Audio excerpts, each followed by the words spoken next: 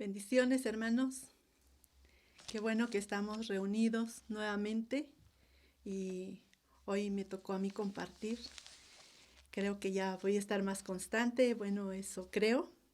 Mientras Dios nos regale vida, ¿verdad? Vamos a estar juntos, hermanos. Y gracias a Dios por los que ya están conectados. Agradecemos a Dios por ello. Vamos a leer un texto, hermano. Es Génesis 48, es donde estamos meditando la palabra. Este libro ya lo vamos a terminar, pero vamos a leer Génesis 48, verso 15 y nada más la primera parte del 16. Dice así: y bendijo José diciendo: el Dios en cuya presencia anduvieron mis padres, Abraham e Isaac, el Dios que me mantiene desde que yo soy hasta este día, el ángel que me liberta de todo mal. Es la confesión que está haciendo Jacob. Bueno, oramos, hermanos. Bendito Señor mi Dios, en esta hora, Padre, te damos gracias, Señor, por la oportunidad que nos das de presentarnos ante tu presencia, Padre. Oramos por nuestros hermanos que están en casa, Padre. Oramos que esta palabra, Señor, cumpla el propósito por el cual tú la mandas, Señor, y que sea tu Espíritu Santo dando revelación de esta palabra, Señor. Padre, tú bendice a tu sierva, Padre, para que pueda explicar correctamente esta palabra. Pero también bendice los oídos de mis hermanos para que puedan captar lo que tú quieres que ellos entiendan, Padre. Señor, tú eres nuestro Dios, tú dirige nuestro camino, Padre, y que tu obra sea perfecta en nuestra vida, Padre eterno. Muchas gracias te doy, Señor, y en tus manos nos depositamos en ese nombre poderoso de Cristo Jesús. Amén. Bueno, vamos a comenzar, hermanos. ¿Alguna vez usted se ha detenido a pensar, a ver su vida anterior con la vida actual de hoy? ¿Se ha detenido a pensar cómo era su vida anteriormente y ahora qué vida está viviendo en los caminos de Dios, claro? Creo que había pensado contar mi vida, pero va a ser muy corto, hermano, por el tiempo. Pero yo voy a contarles algo y ustedes en la noche cuando se acuesten, recuerden su vida pasada, hermanos. Cómo Dios vino obrando en la vida de ustedes y es tan real, se ve la mano de Dios actuando en nuestra vida para que ahora lleguemos a conocerlo, para que ahora estemos en su camino, para que ahora estemos aprendiendo de Él y conociéndolo, y no vamos a terminar de conocer a ese Dios poderoso, a ese Dios omnipotente. Pero hoy voy a contar muy corto cómo llegué aquí a México. Para que nosotros llegáramos a ser cristianos, Dios tuvo que utilizar algo pues muy terrible, ¿no? Porque falleció mi papá. Yo tenía 15 años y soy la mayor de mis hermanas, somos 5. Y, y mi papá fallece, entonces mi mamá se paró muy valiente, nos reunió a las 5 y ella dijo, como dijo José, mi casa y yo serviremos a Jehová. Así es que dice, mientras yo los mantenga, mientras vivan en este techo, ustedes van a seguirme a donde yo vaya. Y pues ella se refugió en Dios, en ese luto que tenía, y pues nos llevó a la iglesia. Así fue como nosotros empezamos a llegar a la iglesia. Pero íbamos, bueno, hablo en lo personal, mis hermanitas no sé, pero hablo en lo personal, yo iba a la fuerza. No me gustaba ir al templo. Y yo me decía ser cristiana porque iba al templo, pero no que tuviera una comunión con ese Dios. Yo vivía pues igual como el mundo vivía, con las mismas costumbres. O sea, no había un cambio en mí, no hubo un cambio. Pero cuando después pasó el tiempo, me vine para acá. Para llegar aquí también fue un paso muy difícil porque mi mamá me mandó para acá y yo no me quería venir, y yo decía cuando hablaron, con mi hermana, mi cuñado que se casaron y se vinieron, yo quería, ellos dijeron, mi mamá dijo que me tenía que venir con ellos, pero cuando dijeron tenemos un boleto y es el de David, mi cuñado más pequeño, era un niño, y dice, pero es medio boleto y no creo que te puedas ir con ese boleto. Y bueno, nos venimos. Cuando íbamos de la colonia a la ciudad, fue un orar de mí, Señor, que ese boleto no pase, que me regresen, yo no me quiero ir. Y yo venía orando a Dios. Pero cuando llegamos allá a los camiones, el que checa los boletos, ni siquiera estuvo viendo los boletos, sino que eran tantos los boletos que nada más los agarró y todos nos subimos y ni cuenta se dio que pues yo iba con medio boleto. Entonces después yo miraba al checador, ¿a qué horas va a checar los boletos? Y yo veía también el carro que nos había traído de la colonia a la ciudad y que no se vaya al carro y que cheque el boleto. Pero nunca lo hizo el checador, el boleto no fue checado, yo me vine y llegué aquí. Ahora que yo volteo a ver, yo digo, esas cosas Dios las utilizó para que yo llegara a este lugar y aquí pues me casé, tengo mis hijos y empecé a ver también la forma de vida de un cristiano cuando conocí a mis suegros, a mis cuñados, estaban pequeños, pero veía la forma de vida de ellos totalmente diferente, ¿no? De cómo yo pensaba que era un cristiano a ellos, ¿no? O sea, decía, pues es que yo entonces no era cristiana. Y bueno, yo pensaba así. Pero después, mi mamá falleció, después fallece mi mamá, y ahí fue donde hice lo mismo que ella, refugiarme, refugiarme en la palabra. Y luego llegó meditación bíblica y ahí fue donde tuve la oportunidad de tener ese encuentro con Dios realmente a través de su palabra. Y fue donde ahora puedo confesar, como José dice aquí, ¿no? El Dios que me mantiene desde que yo soy hasta ahora. Ese ángel que me ha libertado de todo mal. Es ahí donde podemos entender este pasaje que leímos primero. Bueno, ahora vamos a ver la vida de Jacob. Podríamos ver la vida de los patriarcas, pero pues son muchos y no tenemos el tiempo, pero sí podemos ver la vida de Jacob. Vamos a Génesis capítulo 43. Aquí este pasaje del 43 es cuando los hermanos de José regresan a la casa de Jacob, pidiéndole a Jacob que deje ir a Benjamín porque es el que pidió el gobernador, ¿no? Que era José. Entonces le dice, pues, quiere que vaya en este Benjamín. Entonces dice Jacob, no, ¿cómo van a llevarse ahora a mi hijo? Ya José ya no está y este es el único que me queda. José tal vez fue despedazado por los animales y empieza él a hacer berrinches, ¿no? Es normal, era su hijo. Entonces, pero él no quiere. Pero entonces Judá dice, se responsabiliza por José, ¿no? Y dice, yo me hago responsable por él. Entonces, déjalo ir para que traigamos comida, porque si no, mira, vamos a morir de hambre todos. Y entonces él acepta. Y en el 11 lo vamos a ver. Dice, entonces Israel, su padre, le respondió, pues que así es, hacedlo. Tomad de lo mejor de la tierra en vuestros sacos y llevad a aquel varón un presente, un poco de bálsamo, un poco de miel, aromas, mirra y nueces y almendra. Bueno, hace una ofrenda.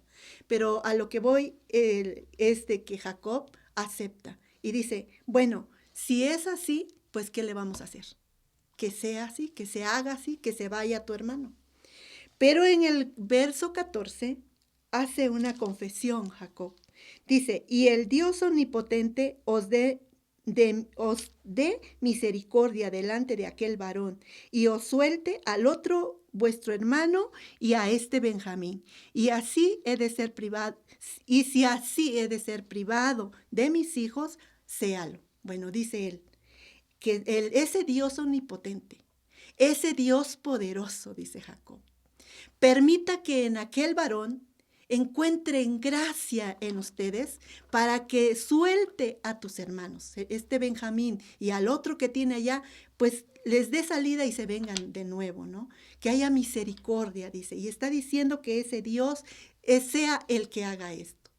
Pero veamos la actitud de Jacob. Dice, y si he de ser privado de mis hijos, así sea. Jacob aquí vemos que está aceptando la voluntad de Dios. Sí, lo podemos notar, de que está poniendo todo en las manos del Dios omnipotente. Y su deseo de él es de que sus hijos regresen. Que Dios ponga misericordia en aquel varón y los haga regresar. Pero también, si Dios así no lo permite, dice, pues que sea como Él quiera. Está aceptando la voluntad de Dios. Este es Jacob. Pero también en el capítulo 46, vamos a ver que ya de ahí, en el capítulo 46, ya los hermanos de Jacob regresan y le dan la noticia que el gobernador de Egipto pues es José. Y entonces le dice, pero ha mandado carros para que te llevemos y vaya toda la familia para allá y allá vamos a tener un encuentro, ¿no? con nuestro hermano. Entonces lo primero que hace Jacob es aquí en el 46:1, salió Israel con todo lo que tenía y vino a Beerseba y ofreció sacrificio al Dios de su padre Isaac. Primeramente vimos que acepta la voluntad de su padre, la voluntad de ese Dios omnipotente. Pero ahora dice, ¿qué hace? Ofrece un sacrificio a ese Dios antes de salir, antes de ir a Egipto. Ofrece ese sacrificio. Y después, inmediatamente después, en la noche, después de que él ofrece el sacrificio, en la noche, ¿qué hace Dios? Se presenta ante Jacob. Y mire lo que le dice en el verso 2. Y habló Dios a Israel en visiones de noche y dijo, Jacob, Jacob. Y él respondió, heme aquí. Y dijo, yo soy Dios, el Dios de tu padre. No temas de descender a Egipto, porque allí yo haré de ti una gran nación. Yo descenderé contigo a Egipto. Yo también te haré volver, y la mano de José cerrará tus ojos. Vemos aquí algo que Dios nos está haciendo a un lado del problema que este Jacob está enfrentando. No era fácil esto que iba a enfrentar, ¿verdad? ¿Qué estaba haciendo Jacob? Estaba ofreciendo una ofrenda a su Dios antes de salir.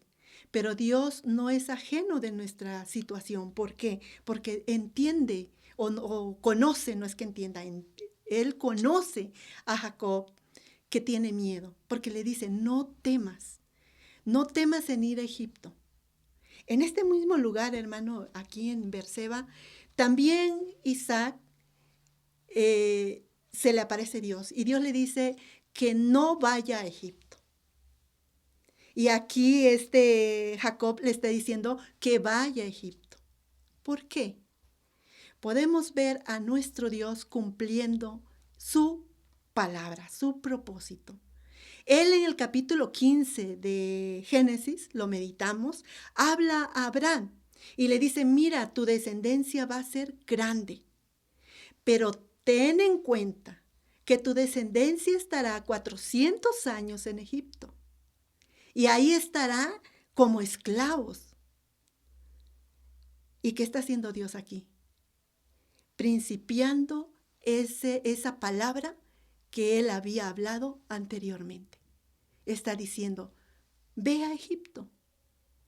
Y de ahí en Egipto yo voy a sacar una gran nación. Y así como yo me voy contigo a Egipto, también voy a regresar a tu descendencia y voy a estar con ellos. Eso es lo que está diciendo aquí. Pero vemos, hermanos, la actitud de Jacob.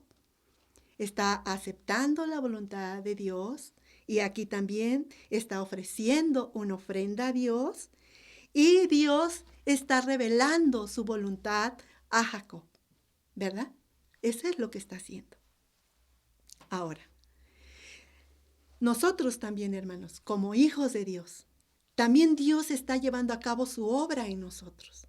Y también no es ajeno a la situación que nosotros estemos pasando. Y nosotros meditamos la palabra y escuchamos la voluntad de Dios y también decimos, sí, Dios, que sea como tú dices, aunque a veces nos duele, aunque a veces no es muy cómodo lo que Dios está diciendo que hagamos. Pero Dios está diciendo, hazlo, y nosotros lo aceptamos por ese momento. Pero después, ¿qué pasa? Mire qué es lo que pasa con Jacob. Y esta, hermano, es nuestra vida. Así obra Dios. Así obró en la vida de Jacob y obra también en nosotros, llevándonos de paso en paso hasta hacer que cumplamos su voluntad. Mire, el capítulo 47, aquí ya llegan a Egipto, entonces José ya va a presentar a su familia y va a presentar a su papá en el 47:7. Dice, también José introdujo a Jacob, su padre, y lo presentó delante de Faraón, y Jacob bendijo a Faraón. Y dijo Faraón a Jacob, ¿cuántos son los días de los años de tu vida? Y Jacob respondió a Faraón, los días de los años de mi peregrinación son 130 años. Pocos y malos, dice, han sido los días de los años de mi vida y no han llegado a los días de los años de la vida de mis padres en los días de su peregrinación.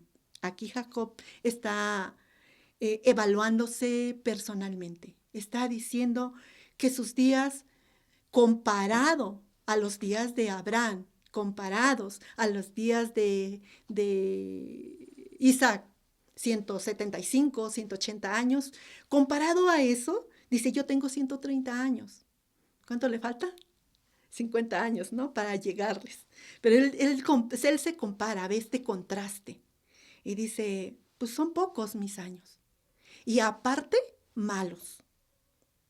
Lo vemos aquí a Jacob, ese Jacob que había dicho que se haga como tú quieras.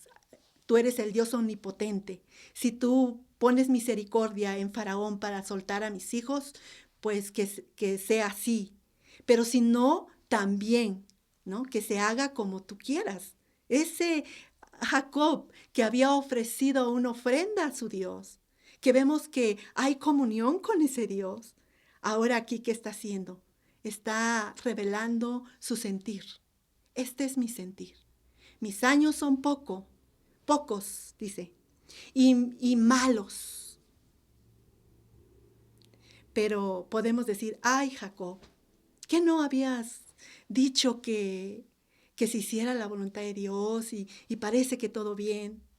Pero hermanos, si nosotros vemos la vida de Jacob, también podemos entender que está sacando su sentir. ¿Por qué? Porque él había vivido en crisis, en dolor. Yo me quedé pensando cuando meditaba este pasaje y dije, si un hijo se muere, creo que le lloramos y tal vez no nos resignamos, porque yo creo que no llegamos a ese punto de resignarnos y olvidarlo, creo que no. Pero creo que decimos, bueno, hasta ahí Dios le regaló la vida, pues hasta ahí llegó y pues seguimos la vida, ¿no? Lo que tenemos que hacer. Pero si está perdido, yo creo que vives en una incertidumbre. No sabes qué está haciendo, qué le están haciendo, si realmente vive o ya no está, o qué le hicieron. Bueno, te haces miles de preguntas, yo me imagino. Entonces entendamos la vida de Jacob. Y no solo hasta ahí, podemos ver anteriormente cómo vivía Jacob, ¿verdad? Entonces por eso él dice, estos días fueron pocos y aparte son malos. Dice, está evaluándose y está sacando el sentimiento que él tiene realmente. Pero hermanos, esta es nuestra vida. Así somos nosotros. Hoy le decimos a Dios, sí Dios, yo te voy a obedecer. Sí Dios, si así lo quieres, pues yo lo acepto. Como tú digas, lo voy a hacer. Pero hay un sentir en nosotros. Y ese sentir sale en el momento que ni siquiera lo esperábamos, pero sale el sentimiento que traemos. Así somos nosotros. Pero conociendo a Dios y teniendo una comunión con ese Dios vivo, con ese Dios omnipotente, con ese Rey, con ese Señor, conociendo a ese Dios, llegamos a esta confesión que hace Jacob al final. Hace muchas confesiones donde bendice a sus hijos, ¿no? Pero solamente vamos a ver esto. Dice en el 48:15, es el pasaje que habíamos leído antes. Y bendijo a José diciendo, el Dios en cuya presencia anduvieron mis padres, Abraham e Isaac, el Dios que me mantiene desde que yo soy hasta este día, el ángel que me liberta de todo mal. Esa es la confesión de Jacob. Está bendiciendo a sus nietos. Dice que ese Dios que él lo ha mantenido desde que él es hasta este día, ese Dios, ese mismo Dios sea el que bendiga a sus nietos. Eso es lo que está diciendo. Pero también dice que el ángel que me liberta de todo mal. Pareciera que se está contradiciendo. ¿Cómo el ángel lo ha libertado de todo mal cuando su vida, aquí lo está confesando, que fueron malos? ¿A qué se refiere entonces al hacer esta confesión, José? El ángel me liberta de todo mal. El Dios que me mantiene desde que yo soy. ¿Qué significa? Desde el vientre de su madre, desde que fue engendrado. Ese Dios lo ha mantenido hasta ahorita, dice. Ha entendido Jacob el plan de Dios. Ha entendido Jacob el propósito de Dios. Y ahora ya no se va a estar quejando. Ya no va a estar diciendo, mis días son pocos y son malos. Ya no. Hermano, hasta este punto tiene que llegar nuestra vida cristiana. No quedarnos encerrados en la situación de decir, es que no tengo esto, es que no tengo aquello, es que ya no está fulano, es que ya no está sultano, y nos encerramos en nuestro mundo de angustia, de dolor y de tristeza. Hermanos, ese es el obrar de Dios. Dios lo está permitiendo porque quiere que lleguemos a cumplir su voluntad, que cumplamos ese propósito de Él. Eso es lo que quiere Dios. Por eso permite las circunstancias. Y a veces hasta somos pesimistas, hermanos. ¿Por qué? Porque no solamente estamos viviendo en dificultades. Nos encerramos en esa dificultad, es verdad, y solamente vemos eso. Pero tenemos muchas otras cosas más que Dios nos da a disfrutar en este mundo. Nos da nuestra familia, nuestros hijos, nuestros padres, nuestros hijos, los que tienen padres, nuestros hermanos. Hermanos, tenemos muchas cosas que disfrutar en este mundo. Las cosas que Dios nos da, aprendamos a disfrutarlo. Yo he aprendido aún a amar hasta las plantas. Y cuando veo esas hermosas flores, yo le digo a Dios, gracias. Mira qué hermoso lo hiciste esta flor. Y yo me deleito en mis plantas. Hermano, en las pequeñeces tenemos que disfrutarlo. No nos encerremos en ese mundo de dolor, de tristeza, de enfermedad. No, hermanos. Recordemos que nuestra meta es llegar a tener una comunión con ese Dios. Entonces dejémonos que Él obre en nuestra vida hasta que lleguemos a este punto. De decir verdaderamente, tú me has libertado de todo mal. ¿Para qué? ¿De todo mal de qué? De que yo me salga de ese propósito de Dios. Ese mal de que yo gobierne mi vida y que no sea Dios el que gobierne. Tú me has librado para que tú me gobiernes, para que tú seas mi rey, para que tú seas mi Señor. Porque he entendido que tú me has mantenido desde que estaba siendo engendrado hasta hoy tú me has mantenido. Y he visto mi vida atrás, cómo vienes obrando para que yo llegue a conocerte, para que yo llegue a tener una comunión con ese Dios real. Este pasaje, estos patriarcas, vamos a verlos, hermanos, en Hebreos. Hebreos capítulo, ya todos saben, capítulo 11. Hebreos capítulo 11. Lo vemos más claro aquí. 11, verso 8. Y vamos a ir leyendo hasta el verso 10, luego el 13, nos vamos a ir saltando para irnos rápido. Dice así en el capítulo 11, verso 8, por la fe Abraham, siendo llamado, obedeció para salir al lugar que había de recibir como herencia y salió sin saber a dónde iba. Aquí me quiero detener un poquito nada más para hacer entender que este Abraham sí sabía a dónde iba porque Dios le dijo a dónde tenía que ir. Solamente que aquí dice que no sabía a dónde iba, se está refiriendo que no conocía el propósito de Dios. Entonces no es que no supiera a dónde iba. Sabía el lugar hacia donde lo había mandado Dios, pero dice que no conocía el propósito de Dios.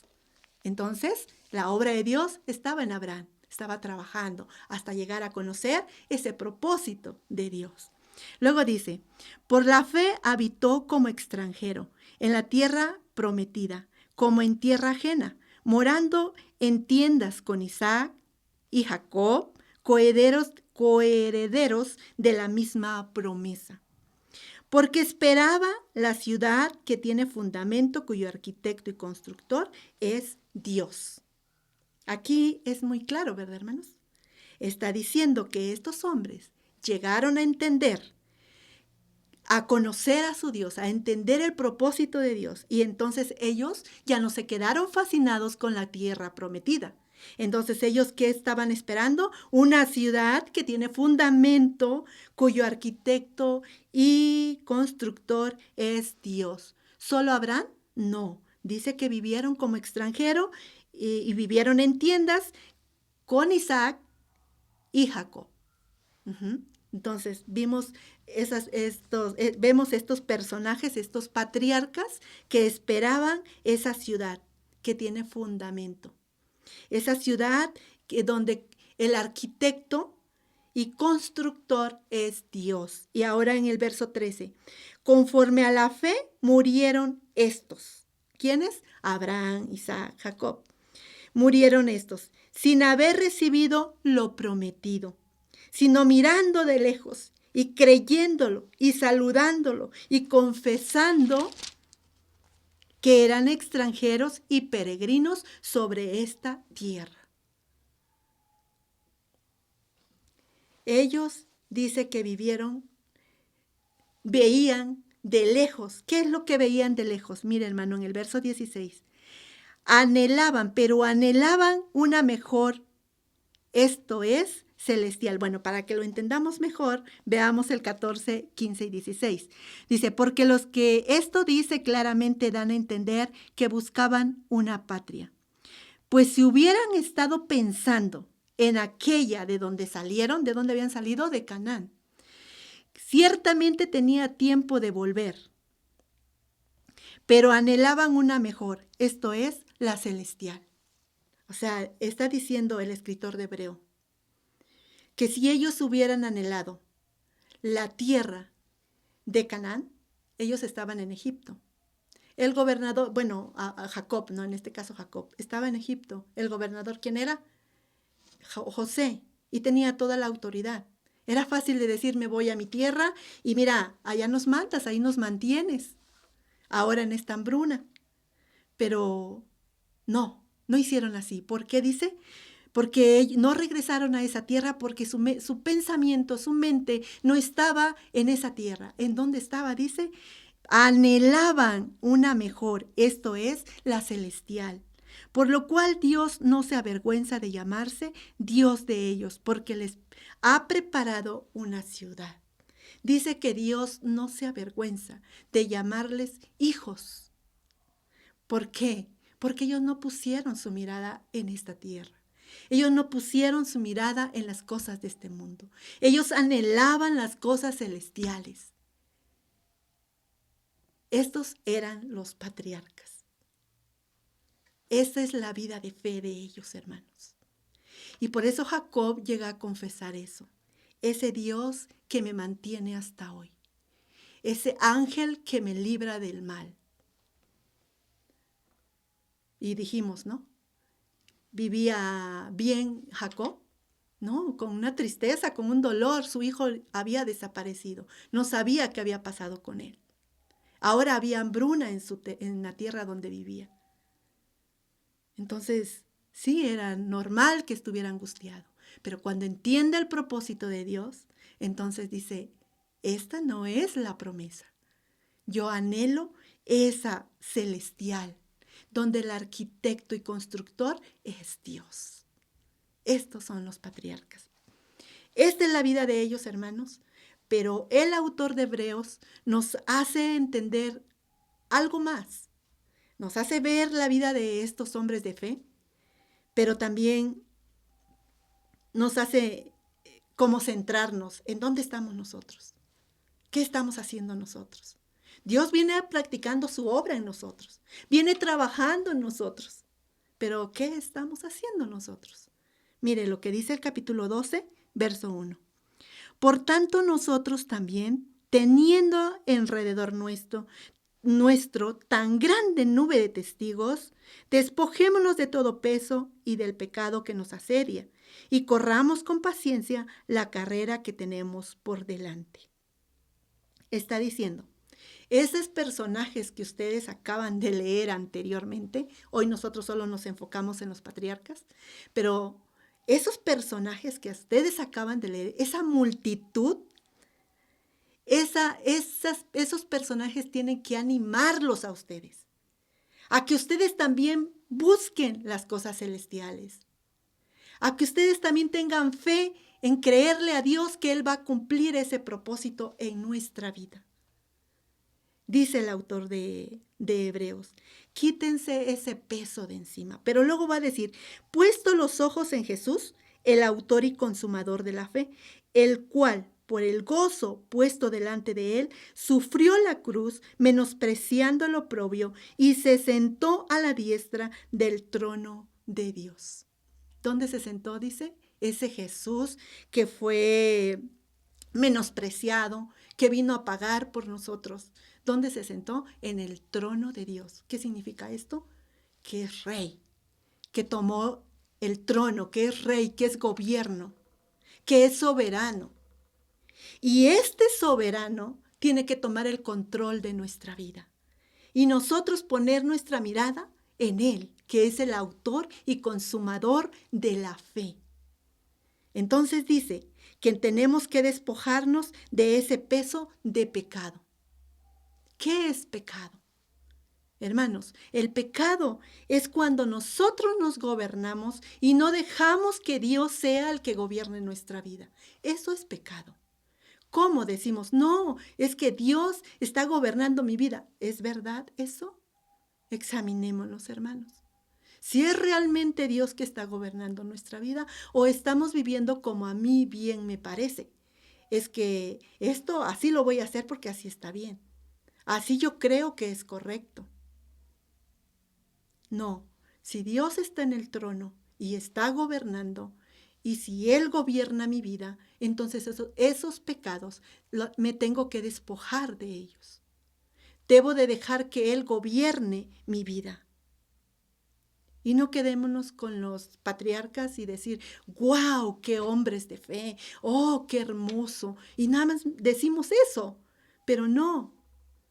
Aquí dice que nos tenemos que despojar y que estos personajes solamente están como una gran nube de testigos, dice, como un heraldo, como que nos animen, que nos motiven a vivir como ellos vivieron, poniendo su mirada en el autor y consumador de la fe. Ellos pusieron su mirada en esa patria celestial. Y aquí el autor nos está diciendo, ustedes pongan su mirada en ese autor y consumador de la fe. Quería leer Corintios, pero bueno, sí lo leemos. Nada más lo leemos, hermano. 1 Corintios, capítulo 9, verso 25. Todo aquel que lucha, de todo se abstiene. Ellos a la verdad para recibir una corona corruptible, pero nosotros una incorruptible. Así que yo de esta manera corro, no como la aventura, de esta manera peleo, no como quien golpea el aire, sino que golpeo mi cuerpo y lo pongo en servidumbre, no sea que yo también siendo heraldo para otros, yo mismo venga a ser eliminado. Este Pablo conocía el propósito de Dios. Sí, él conoce el propósito de Dios y está haciendo esta confesión también. ¿Qué hace él? Dice, pone su cuerpo, golpea su cuerpo. ¿Hace penitencia? No, ¿verdad? ¿Qué está diciendo, hermano? Está diciendo que él doblega su yo y deja que Dios sea el centro de su vida, que Dios gobierne su vida, que Dios cumpla su propósito en su vida. Eso es lo que está diciendo. Dice que muchos corren por una corona que va a pasar, que es pasajera, corruptible, dice. Pero tú no corres por una corona corruptible, tú corres por una corona incorruptible. Por esa corona corres. Entonces, mire nada más hasta dónde llega esa obra maravillosa de Dios que Él está haciendo en nuestra vida. Nos va llevando hasta que nosotros lleguemos a deshacernos de ese pecado que aún existe en nuestra vida, que queremos a fuerzas gobernar nosotros. Pero no, es Dios que dejemos que Él sea el que gobierne nuestra vida, hermanos. Vamos a orar, hermanos, yo los dejo con eso. Tenemos que vivir bajo ese gobierno de Dios. Creo que me pasé. Vamos a orar, hermanos.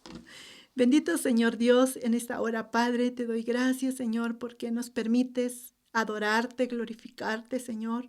Te doy gracias, Padre, por la vida de cada uno de mis hermanos, aquellos que están lejos, Señor. Bendice a Elizabeth, oí que estaba conectada. Yo te pido que la bendigas allá donde se encuentra, Señor. Te pido, Padre, por cada uno de nuestros hermanos, Señor, que tú estés bendiciendo a cada uno, llenándolos con tu presencia y que esa obra que has comenzado, Señor, tú la lleves a cabo, Padre, y que no nos encerremos en las circunstancias difíciles, Padre, sino que entendamos que tú estás haciendo tu obra en nuestra vida y que vas llevándonos como bien a ti te place, Padre. Señor, santifica nuestra vida y que podamos, Señor, realmente cumplir tu propósito, mi Señor. Gracias por escogernos. Gracias por poner tu mirada en cada uno de nosotros, bendito Señor. Muchas gracias, Padre. Amén. Dios les bendiga, hermanos.